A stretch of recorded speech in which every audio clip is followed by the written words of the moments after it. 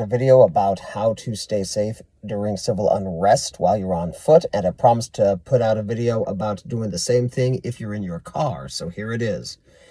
So the advice about how to stay safe if you're in your car during civil unrest runs like a playbook for how to avoid all manner of other trouble, which is avoid it, run away from it, and get out of it.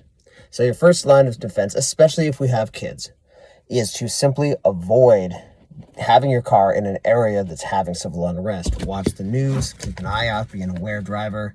If you know there's trouble, don't go there. If you see trouble, turn around.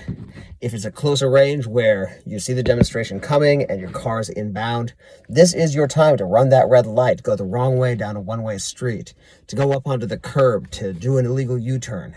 Trust me, the police will understand, and besides, they're going to be busy anyway. So do what you need to do to safely avoid the crowd entirely. Now, if your car does get stuck in the crowd for one reason or another, your first order of business is to get out of the crowd. Turn on the next available intersection, go away from the people, move, don't run anybody over. We don't want to do any of that macho stuff about that you see on the internet right now about how I just run over somebody. It's ridiculous, it's questionably moral, and even if you buy into the morality, that's vehicular assault, vehicular homicide. You're a parent, you do not want to go there. So we're not going to do any of those things, but we will drive slowly and safely out of there at the first possible opportunity. Do be aware, make sure that it is a road that will take you out, not a dead-end alley or the on-ramp into a parking garage, but something that will actually get you away from the situation. Now, here's the second half of that. If for some reason you are in your car and you cannot get out of the crowd, what do we do then? I think that this is mostly what folks were wondering about when they tuned into this video, when they asked for it. So here's what I've been able to find out. First of all, one of your best options is to simply get out of the vehicle.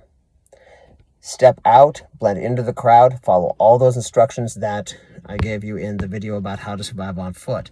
The thing is that cars are attractive targets, especially moving cars. You get the attention of the crowd. Some of them may assume you're that guy that we just talked about who's going to run them down. They're going to direct some of their anger at you because you're a nearby, convenient, easy target. Your kids might help, but they might not see your kids or they might not care. So if you can get out of the car, especially if you can get out of it unobserved and simply walk out of the crowd, that may be your best option. Now, if that's not something you can do or something you're not willing to do because of other safety situations, you can simply stop the car, turn off the engine, lock the doors, hunker down. Hide if you can. Despite the videos we see of riots setting cars on fire and whatnot, most of the time, they're going to just glide right by a vehicle that doesn't catch their attention. So if you're in there just chilling out, waiting for your opportunity, it's a fair chance that the crowd's simply going to pass you by. Now, if they are messing with your car, if they turn on your car, start to hit your car, try to turn it over, otherwise, try to take it to that, I can talk. I know I can. I've done it before. But try to take it to that next level. That's when you have to think about self-defense. Just like in personal self-defense. When is it appropriate? When are you comfortable actually taking potentially violent action? Now, in this case, you can just start driving away, being aware of the possibility that you will strike somebody and have to answer for that to a civil court or in a criminal court. Drive as slowly away as you can, as safely away as you can, and get out of there. One option if you have an automatic is to simply take your foot off the brake and let that car coast forward. Now, that doesn't necessarily mean you're going to be going fast enough to prevent damage to your car, and if you've got a high-riding car, you might not be going fast enough to prevent being overturned. But that movement will bump folks out of the way, will encourage people to get out of the way, and may be your best bet. Again, everybody, being in a car in the middle of a riot is a bad situation. It puts you at a degree of legal and moral culpability you don't want to be a part of in the middle of a bad situation. And of course, because it's this channel, you're thinking about your kids as well. So our first line of defense is to just not go where the riot is. Our second line of defense is to, if we see a riot in front of us, put that riot behind us. Third line of defense is if we're in the middle of a riot, to get out of the riot.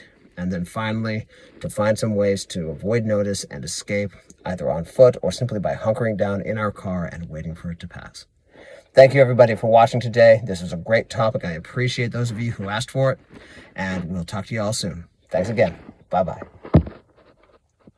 Oh, right. My marketing guy tells me to please do remind you to subscribe to this channel if you haven't, and share it on Facebook and to everybody you know. Everything you do to help lets me bring more information and more videos forward. Thanks again. Bye-bye.